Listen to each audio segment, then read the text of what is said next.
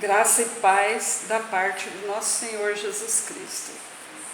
A mensagem está em 2 Samuel, capítulo 12, versículo 9 e 10. Para você entender essa mensagem, é bom que você comece a ler do capítulo 11. Por que, pois, desprezaste a palavra do Senhor, fazendo mal diante dos seus olhos? A Urias, o heteu, feriste a espada, e a sua mulher tomaste por mulher, e a ele mataste com a espada dos filhos de Amon. Agora, pois, não se apartará a espada jamais da sua casa, porquanto me desprezaste, e tomaste a mulher de Urias, o heteu, para que te seja por mulher. Através de Abraão, Deus fez uma aliança com o seu povo. A aliança é um concerto, é um acordo. Cada uma das partes tem direito e tem deveres também.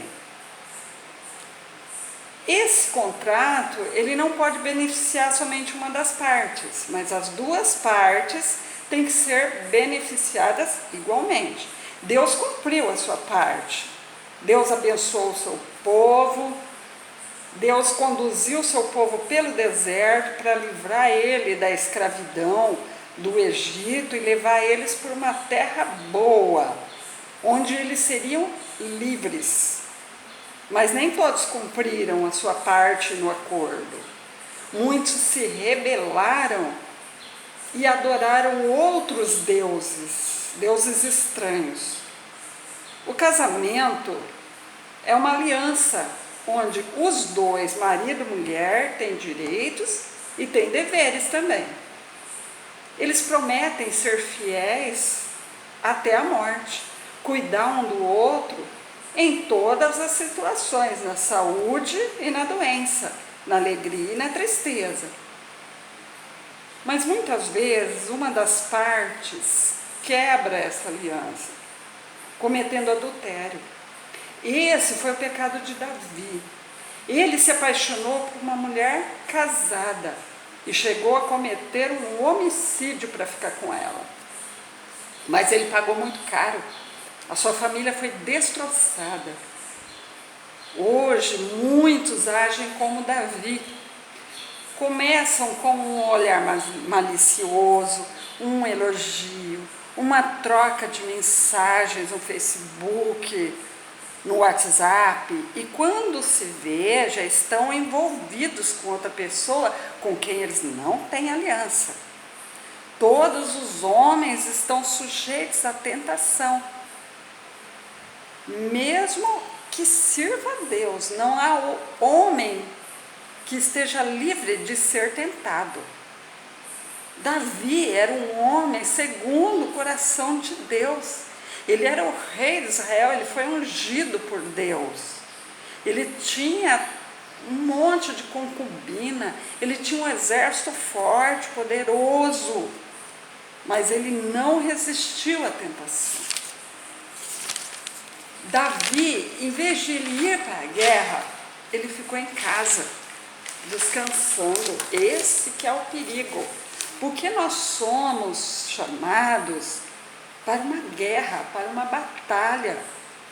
Nós não podemos dar descanso para o nosso corpo, para a nossa mente.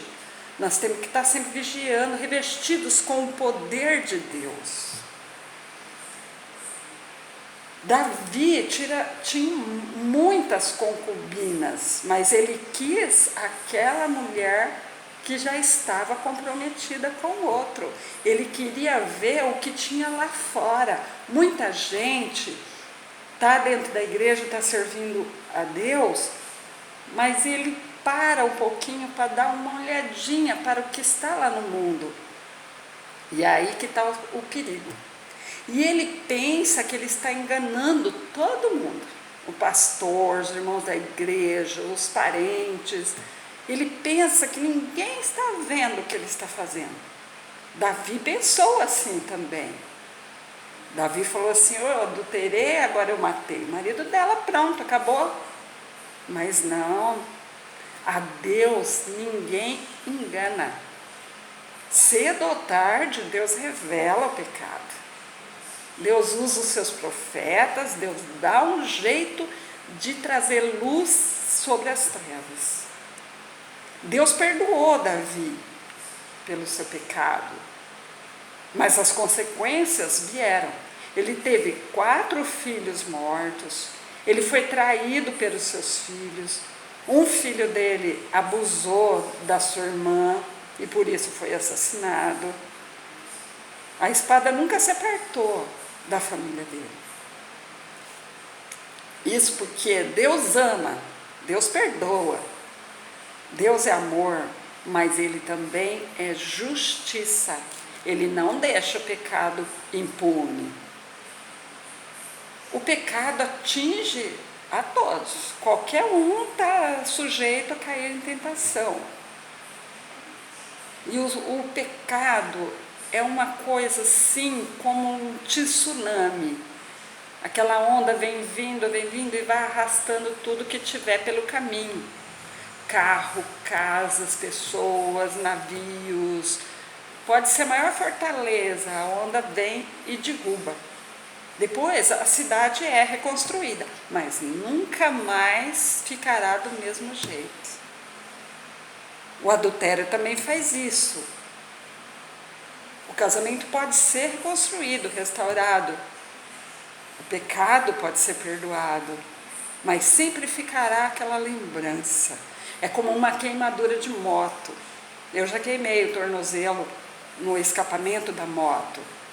Virou uma ferida, cicatrizou tudo, mas ficou uma mancha branca. Toda vez que eu olho para aquela mancha, eu lembro da dor que eu senti naquele dia. O adultério também é assim. A ferida pode cicatrizar, mas a cicatriz fica. Deus abomina o adultério. A palavra de Deus diz que os adúlteros não herdarão o reino dos céus. O adúltero é como o passarinho que cai na armadilha. Eu me lembro quando meu pai caçava, porque naquela época a caça era permitida. Aí ele fazia uma arapuca com bambu ou com um galho de árvore, amarrava certinho e tal, colocava lá no meio do mato, colocava uma comidinha bem gostosa que ele sabia que o passarinho queria, e aí o passarinho via assim aquela comidinha gostosa, ia pé ante pé assim, a hora que ele ia comer, a arapuca fechava e ele ficava preso lá dentro. É como um peixe que é fisgado pelo anzol. Ele vê aquela minhoca, aquela isca tão suculenta, e ele vai lá e abocanha e fica preso pelo anzol. E o resultado é a morte dele. E o salário do pecado é a morte. Nós estamos numa guerra da carne contra o espírito. Nós temos que vigiar o tempo todo, nós não podemos dar descanso. Nós não podemos relaxar, nossa comunhão com Deus tem que ser constante. A gente tem que estar sempre orando, vigiando, buscando a graça de Deus. Se você não consegue resistir, se você acha que você não vai vencer essa guerra, ore a Deus, peça a Ele que te dê forças para resistir à tentação. Jesus foi tentado no deserto por 40 dias e 40 noites, mas Ele só resistiu porque Ele pediu a graça de Deus. E Deus deu força para Ele e Ele venceu as tentações. E em nome de Jesus, nós também vamos vencer. Que Deus te abençoe. Amém.